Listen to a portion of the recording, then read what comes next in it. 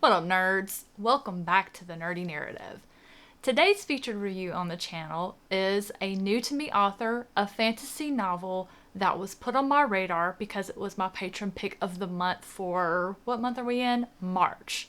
So that's why I picked it up. I've seen a lot of hype around this author. Several of my friends have read a couple of this author's books by now, always gave them very high reviews, so I was really excited to finally dip my toes in and give this one a try for myself. And that book is The Spear Cuts Through Water by Simon Jimenez.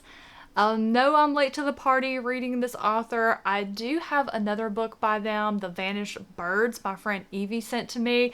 And as soon as Evie saw me mark this one read on Goodreads, she was messaging me for my thoughts, which I'm so glad that she did. And I'll tell you why when I get later in the video.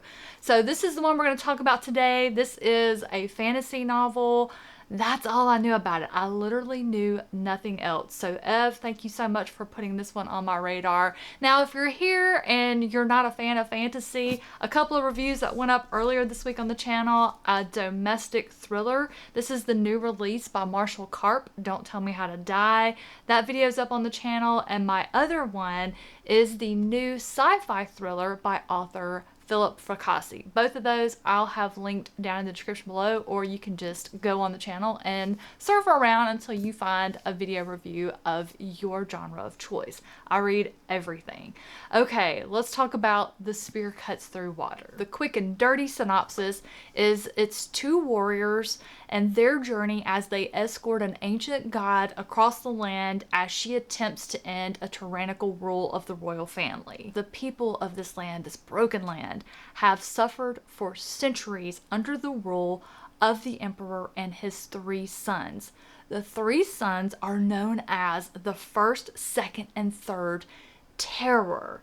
Can you imagine what acts these three would have done to be known as the terror? Your ears may have picked up on the fact that I said they had done this for centuries, and you're going, now wait a minute. How did this emperor and these three sons do this for centuries? That doesn't sound right. You'd be correct. They have been siphoning off power of this ancient god that they've been holding captive underneath the palace. This is where our two warriors come into play. Now, there are not two warriors working together in the beginning. It always starts with just one person, one guard of the door where this ancient god was held captive. He aided her in escaping, and at first it's just him trying to get her across the land to do the things that need to be done in order to subvert and eradicate the rule of the emperor and the terrors. Along the way is where we meet the other warrior, and it just really builds into something that is just unimaginable. It's so unique and wildly creative, made even more so by the writing style. Now let's talk about the writing style, and here is where, if I'm gonna lose somebody on this book, it's gonna be the writing style. Over the years, talking about books with people, I have learned that a lot of people do not like second person. For someone like me who reads avidly, I constantly have books going. I'm usually reading at least 3 books at a time. I go from book to book. So when I get to something that has a little bit of a different writing style, such as The Spear Cuts Through Water, where it flows seamlessly between first, second, and third person, I enjoy that. I find it refreshing, but a lot of people cannot stand second person. So if you don't like second person, I really don't think you're going to vibe with this book at all. And I would say if this was one you were interested in and you didn't know that, still give it a try. Just maybe check it out from your library so you're not feeling upset by it if you actually try it and you don't like it. It was very reminiscent to me of the Broken Earth trilogy by N.K. Jemisin, which I absolutely adored that trilogy, though I haven't read the last book yet. I am so bad about finishing series. I hate to say goodbye, but I really loved the the first 2 books. I love the second book even more than the first book, but so many of my friends, they DNF that first book because it had that second person POV. So I tell you that to let you know that it's there if you're someone who doesn't like it. But my goodness, I really wish you would give this one in particular a try because of the way that it is set up. So this narrative, it's almost like a nested narrative inside of another nested narrative that breaks the fourth wall. Oh no, that's so confusing. So when we open up this story, a grandmother is telling her grandchild the story of their people, where they came from, which is so important to us. At least it is for those of us born and raised in the South. Who your people are, who you came from, is one of the first questions that people ask each other upon meeting in the South. And that's something that it feels like we were just born wanting to know where we came from, just to have that sense, that feeling of belonging. So the grandmother is telling their grandchild this, and they also tell them about this dream theater where the moon meets the water in this reflective world, the in-between. At first I'm thinking, oh wow, this is gonna be whimsical, I'm in. But the grandchild finds themselves having this dream. They're in this dream theater, and I'm talking like an actual theater. The grandchild is sitting in a gallery and watching the story of their people play out on the stage. And what was so unique about it is you see it's getting played out by the actors, and occasionally the actors will break the fourth wall to tell the people in the gallery, to provide context, to tell them a little bit more information about what happened and why. They supply some helpful information, and I just love that. And there's just some things that happen later. It's very unexpected, but I thought it was very creative, just something I had not seen done before, something that's going to make this book stand out and be memorable, even if I ended up not liking it. So I was in, I loved it, I was very caught up in this. And the action. I have always loved stories about the moon goddess, and this particular moon goddess and her fall from the moon, and how much she enjoyed living as a mortal woman and being with this man who was the emperor and giving birth to these 3 sons, and then also realizing what her power and their greed, what that led to, and how she knew she had to be the one to put an end to it. It was such a fascinating story. It was very action-packed in the beginning. Then it kind of takes a step back from the action and becomes more of a very, what I felt, awkward sort of romance, kind of first love. I am just young, awkward love stories. I'm not into it, maybe because I didn't experience that for myself. I didn't have time for that. I was all about my friends, and we just ran around in a big pack, and we had a lot of fun. And I guess we had so much fun being together as a group that we didn't really care about dating and boyfriend, girlfriend, and all that stuff. Not until really later in high school and maybe the early years of college did we get into all that stuff. So maybe because I didn't experience it, I'm kind of put off by it, not put off by it, bored by it. That may be more accurate description of it. So I didn't really care for that part. We meandered around in this for a moment, and then we kind of get back to a little bit more action. And I thought I did not like this last section of the book that much, but as I mentioned earlier, as soon as I marked it as finished on Goodreads, my friend Evie from the channel She Was Only Evie, she messaged me about it. We started talking about it, and I realized I was speaking very strongly about it, and I was talking about more of what I liked than I didn't like. And I'm going, well, I think I enjoyed it more than I thought I did. I believe where I thought I didn't like it, it wasn't that I didn't like it.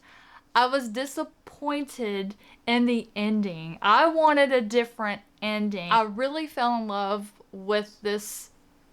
I think it was supposed to be an unlikable character, a misunderstood character, and I just wanted something different than what happened, and it hurt me. It hurt me a little bit. I really wanted it to be different, and I can't go into detail, which is destroying me. I want to tell you all so bad what happened and why I didn't like it and why I wanted something different, which is what is so wonderful about reading and getting to have these conversations with friends like Evie and y'all. You guys, you just don't know how important you are to have. I mean, I think you do. We come here on the internet to look for people to talk about books with, because it seems that we all have the same story. The people in our immediate lives don't read like we do. So we have to get on the old internet and find people that we can talk about books with and have discussions with. So this one ended up being a 4-star read for me. I do use the Cawpile method to determine my star rating. If you're interested in seeing how that method works, I will link a blog post down below that I use as a guide, so you can read that and check it out. I am very excited to read more by Simon Jimenez. I have The Vanished Birds that I'm going to be reading next by this author. Very, very excited to get to that one. So The Spear Cuts Through Water is my most recent finished read. What I am still currently working on, and the next book you're going to be getting a review on, is Angels in the Moonlight by Queve McDonald.